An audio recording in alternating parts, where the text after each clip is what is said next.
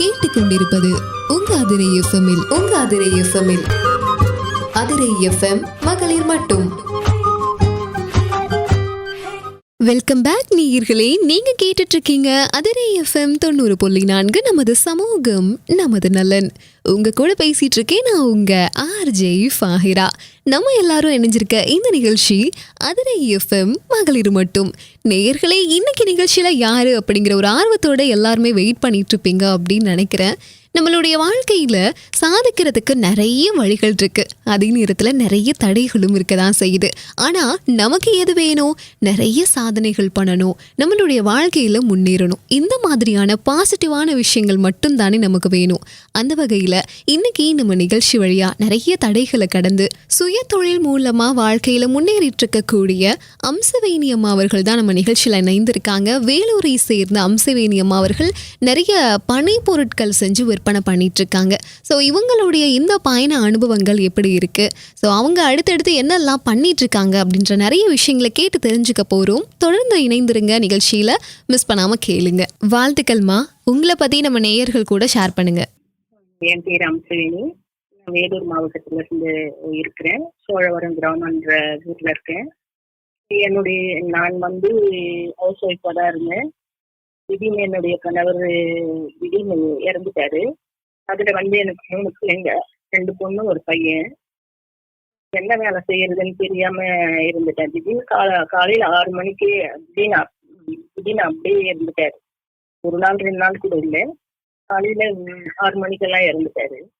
சரி, 1 மாசம் அப்படி இருந்துட்டு என்னுடைய வாழ்க்கை எதுல போய் முடியும்னு தெரியலன்னு யோசிச்சிருந்தேன். சரி, நம்ம எங்கேயாவது ஒரு வேலைக்கு போகணும் அப்படின்னு இருந்தேன். அங்க ஒரு ஷேர் நிறுவனம், தொண்டு நிறுவனம் வேலூர்ல எக்ஸ்போர்ட் பண்ற கம்பெனி அது. பெண்கள் 900 பெண்கள் அதுல வேலை செய்திருந்தாங்க. அங்க போய் நான் கேட்டேன், எனக்கு ஏதாவது வேலை சொல்லி கொடுங்க அப்படின்னு. அம்மா, இங்கெல்லாம் இந்த பனைதாம்மா இருக்குது, பனை ஓலைதான் இருக்குது, வேற எதுவும் கிடையாது அப்படின்னாங்க. சரி, நான் கத்துக்கிறேன் சார் அப்படின்னு. அங்க போயிட்டு என் பசங்களை பக்கத்துல வச்சுக்கினேன். பொண்ணு 4வது படிக்குது, இன்னொரு பொண்ணு 2வது படிக்குது, பையன் 2.5 வயசு. சரி, பசங்களை யாருக்கிட்டையும், வயசான மாமியாரு யாருக்கிட்டையும் விட்டுட்டும் போக முடியாது. அதனால குழந்தைங்க பக்கத்துல வச்சுமே இந்த வேலையை நான் கத்துக்கிட்டேன். கத்துன்னு எனக்கு 1 மாசம் ஃப்ரீயா சொல்லி கொடுத்தாங்க, ஓலையும் ஃப்ரீயா கொடுத்தாங்க. பிறகு ஃபீஸ் ரேட் மாதிரி பண்ணாங்க, மாசம் சம்பளம் மாதிரி போட்டு கொடுத்தாங்க. அதுல அப்போ ஒரு 1000 ரூபாய் 1500 ரூபாய் அப்படி வாங்குவேன் 90வது வருஷத்துல. பிறகு நான் கொஞ்சம் கொஞ்சமா சம்பாதிக்க பார்த்தீங்கன்னா, அப்போ மறுபடியும் 6 மாசம் ட்ரைனிங் கொடுத்தாங்க, என்னுடைய ஃபினிஷிங் நல்லா வரணுமா அப்படின்ட்டு.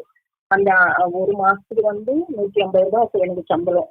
என் குழந்தைய எடுத்துக்கின்னு போயிடுவேன் அந்த வேலை கற்றுக்கிட்டு 10 கிலோமீட்டர் அங்கே போயிட்டு அந்த வேலை கற்றுன்னு மறுபடியும் சாயந்தரம் 5 மணிக்கு வீட்டுக்கு வருவேன்.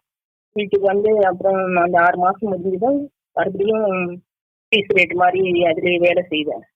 வேலை செய்து அவங்க மூலியமாவே வெளியில அனுப்ப ஆரம்பிச்சாங்க. உனக்கு போற விருப்பமா இருந்தா போமா அப்படின்னு. சரி, நானு ஆபீஸ் மூலியமாவே டெல்லி, கோவா எங்க அனுப்புறாங்களோ அவங்க நான் 10 நாள் 15 நாள் என்னோட கூட அனுப்புவாங்க. டிஸ்ட்ரிக்ட் அளவுல, மாவட்ட அளவுலயும் அனுப்புவாங்க. அதுக்கு நானும் எங்க இருந்தாலும் நான் போறேன் அப்படின்னு சொல்லிட்டு என்னோட குடும்ப சூழ்நிலையை பத்தி நான் போயிடுவேன். அப்புறம் இப்போ இந்த சுயஉதவி குழு மூலயமா 20 ரூபாய் மாசம் சேமிச்சோம்.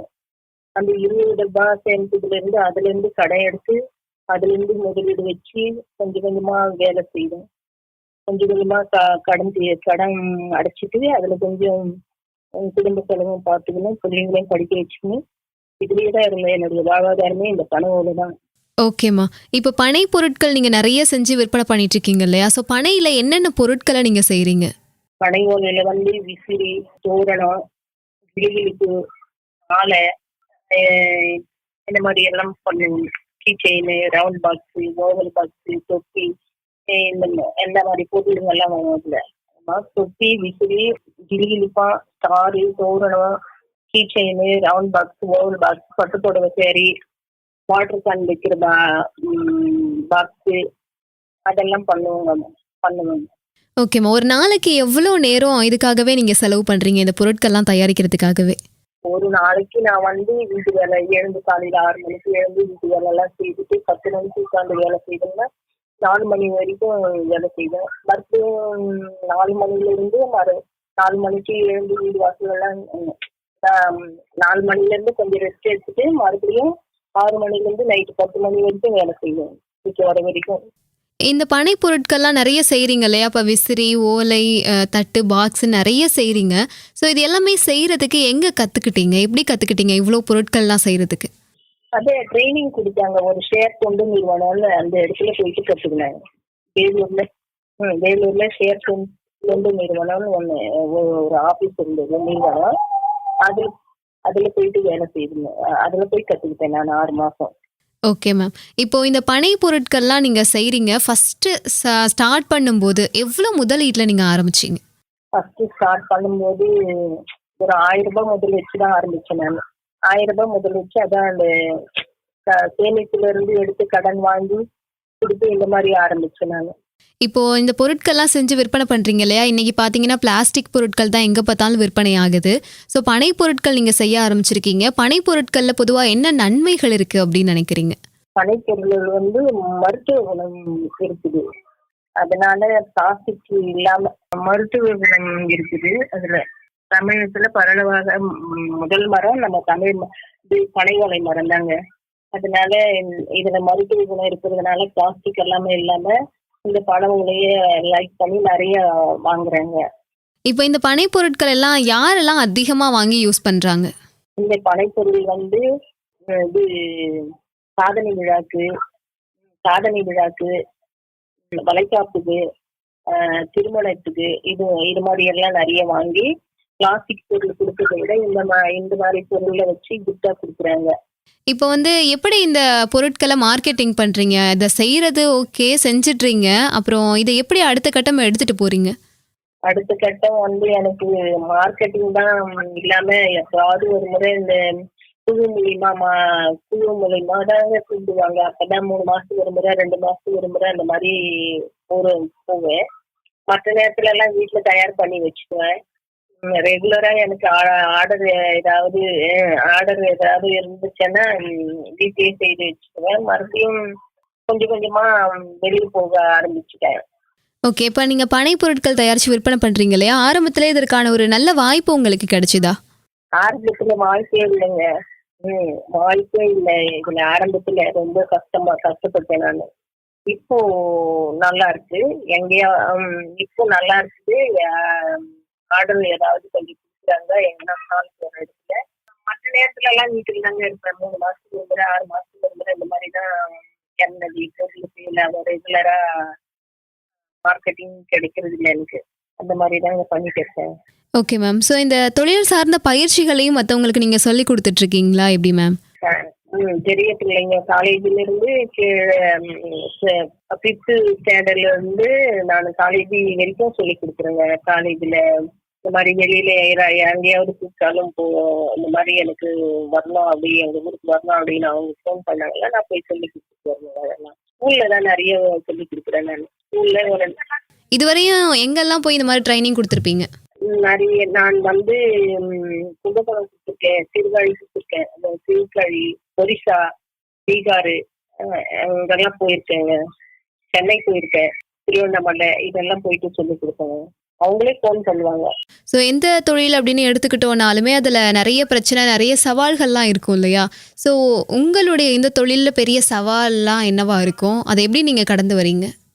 என்னுடைய தொழில வந்து ரொம்ப கஷ்டத்தெல்லாம் அனுபவிச்சு இதை நம்ம விடக்கூடாது, விடாமுயற்சியா நம்ம இதுலதான் நம்ம குடும்பம் இதுலதான் இருக்குது அப்படின்றது நம்பிக்கை வச்சு நான் இந்த தொழில பண்ண மேடம். நான் இப்போ பார்த்தீங்கன்னா நீங்கள் எல்லாத்துலேயுமே சவாலை கடந்து ஒரு தொழில் பண்ணிட்டு இருக்கீங்க. ஸோ இதில் ரொம்ப நீங்கள் பெருமையாக நினைக்கிற தருணம்னா என்னவா இருக்கும்? என்னுடைய கைத்தொழில் தான் மேடம் என்னுடைய பெருமை. என்னுடைய சொந்த காலில் யார் உதவியும் இல்லாம நானே சொந்தமா தயார் பண்ணி நானே இருக்கிறதுனால இது எனக்கு ஒரு சவால் தாங்க இது. Okay ma'am. இப்போ இவ்வளோ சவாலை கடந்து நீங்கள் இந்த ஒர்க் பண்ணி ஒரு நிலைக்கு வந்திருக்கீங்க. ஸோ இப்போ எப்படி ஃபீல் பண்ணுறீங்க? எனக்கு வந்து மார்க்கெட்டிங் இல்லையன்றதுதான் ஒரு கஷ்டம் மேடம். மார்க்கெட்டிங் இருந்தா ரெகுலரா பண்ணிட்டே இருக்கலாம் அப்படின்றது ஒரு வருத்தம். இப்போ பனை பொருட்கள் நீங்க செய்றீங்கன்னா அதுக்கு நிறைய பனை ஓலைகள் இதெல்லாம் தேவைப்படும். அதெல்லாம் உங்களுக்கு எங்க இருந்து கிடைக்குது? நான் ராமநாதபுரத்துல இருந்து வாங்குறேன். இங்கிருந்து அக்கௌண்ட்ல பைசா அனுப்பிட்டீங்கன்னா அவங்க அனுப்பிடுவாங்க ஓலைய. அந்த நம்பருக்கு ஃபோன் பண்ணி எனக்கு இவ்வளவு ஓலை வேணும் அப்படின்னு சென்னைக்கு அனுப்புவாங்க. எங்க வேணுமோ அங்க வந்து அனுப்பிச்சு விட்டுருவாங்க. அதை நான் ஆட்டோ வச்சு வீட்டுக்கு எடுத்துட்டு போயிடுவேன். இப்போ பாத்தீங்கன்னா உங்களுடைய இந்த சுய தொழிலுக்கு உங்களுடைய குடும்ப ஒத்துழைப்பு அப்படின்றது எப்படி இருக்குன்னு சொல்லுவீங்க மேம்? என்னுடைய குடும்ப ஒத்துழைப்பு வந்து என்னுடைய பிள்ளைங்களும் அவங்களுக்கும் சொல்லி கொடுத்தேன். நான் என் கூட அவங்க ஹெல்ப் பண்ணுவாங்க, அவங்களும் உதவி செய்வாங்க. ஸோ உங்களுடைய தொழிலுக்கு ஆரம்பத்துல இருந்தே ரொம்ப உங்களுக்கு உறுதுணையா பக்கபலமா இருக்கக்கூடிய நபர்னு யாரை சொல்லுவீங்க? எனக்கு வந்து இதெல்லாம் எடுத்து வரணும் அப்படின்னு கூட இருந்து ஹெல்ப் பண்றது என்னுடைய பையன் ஹெல்ப் பண்ணிட்டு இருக்கேன். இப்போ நீங்க ஒரு சுய தொழில் பண்ணி தான் இந்த அளவுக்கு வர்றீங்க இல்லையா? ஸோ இதே போல ஒவ்வொரு பெண்களுக்குமே சுய தொழில் அப்படிங்கிறது எந்த அளவுக்கு அவசியம்னு சொல்லுவீங்கம்மா நீங்க? சுய தொழில் வந்து இப்போ ஒரு வீட்டுல ஒரு ஆண் இருக்கிறாருன்னா அவர் வந்து 10 ரூபாய் கொடுப்பாரான்றது நம்ம வீட்டுல நாம உட்காந்து எதிர்பார்த்துன்னு இருக்கோம். நம்ம வந்து நம்ம சுயமா சம்பாதிச்சு நம்ம கையில நம்ம சுதந்திரமா நம்ம செலவு பண்ணலாம். இது வேணும் அது வேணும்னு ஆண்களை எதிர்பார்க்காம நம்ம சுயமா சம்பாதிச்சு நம்ம பெண்களே வாங்கி வீட்டுக்கு தேவையான பொருட்களை வச்சுக்கலாம், வீட்டு குடும்பத்தையும் பார்த்துக்கலாம். Okay ma'am. ஸோ ஒவ்வொரு பெண்களுக்குமே இப்போ நீங்கள் ஒரு விமன், நீங்கள் ஒரு சுய தொழில் பண்ணுறீங்க அப்படின்ற எல்லாத்தையுமே தாண்டி ஒரு பெண்ணா மற்ற பெண்களுக்கு என்ன சொல்ல நினைக்கிறீங்க? அவங்களும் என்ன மாதிரி ஒரு சுய தொழில் ஆரம்பிச்சு அவங்களும் இந்த மாதிரி வரணும் அப்படின்றது என்னுடைய ஆசைங்க. நம்ம வந்து யாரும் எதிர்பார்க்காம நம்ம வந்து பெண்களே கண்டிப்பா நம்ம முன்னேற முடியும்ன்ற ஒரு நம்பிக்கை நமக்கு இருக்குது. முன்னேறுவோம், கண்டிப்பா முன்னேறுவோம் மேடம். எனக்கு எவ்வளவு இருக்குங்க, அதெல்லாம் கஷ்டத்தை அனுபவிச்சுட்டு இப்பதான் கொஞ்சம் அப்படியே தெளிவாகி வந்திருக்கேன். எனக்கு வந்து அப்போ சொந்த வீடு கூட கிடையாது. அவரு டெத் ஆகும்போது எல்லாரும் ஒரு மாதிரியா பேசுவாங்க. எல்லாத்தையும் தாண்டி நானு இப்போ இந்த பனையில தான் நான் இருக்கிறேன். இதுதான் எனக்கு வந்து சந்தோஷம் நிம்மதியும் கொடுக்கறது இந்த சுய பனை ஓலைதாங்க. பனை பொருள் வந்து உடம்புக்கு நல்லது. வாதம், பித்தம், சபம், பனை ஓலை மருத்துவம். பனை ஓலை பொருள் மருத்துவம் உள்ளது. அதனால பனை ஓலை பொருளை விரும்பி நம்பிக்கையோடு வாங்கி நம்ம சுய தொழில் ஆரம்பிக்கலாம். ஸோ உங்களை மாதிரியே ஒரு பனை வச்சு ஒரு சுய தொழில் ஆரம்பிக்கணும் அப்படின்னு நினைக்கிறாங்கன்னா அவங்களுக்கு நீங்க என்ன அட்வைஸ்லாம் சொல்லுவீங்க? அவங்களுக்கும் என்னுடைய வாழ்வாதாரத்தை பத்தி அவங்க கிட்ட சொல்லி புரிய வச்சு அவங்க இந்த தொழிலை செய்ய சொல்லுவேன் மேடம். இப்ப அதிரை எஃப்எம்க்கும் அதிரை எஃப்எம் நேயர்களுக்கும் ஃபைனலா நீங்க என்ன சொல்ல நினைக்கிறீங்கம்மா? என்னுடைய குடும்ப சூழ்நிலைக்காக நான் எங்க போனாலும் எங்க கூப்பிட்டாலும் போயிடுவேன் மேடம்.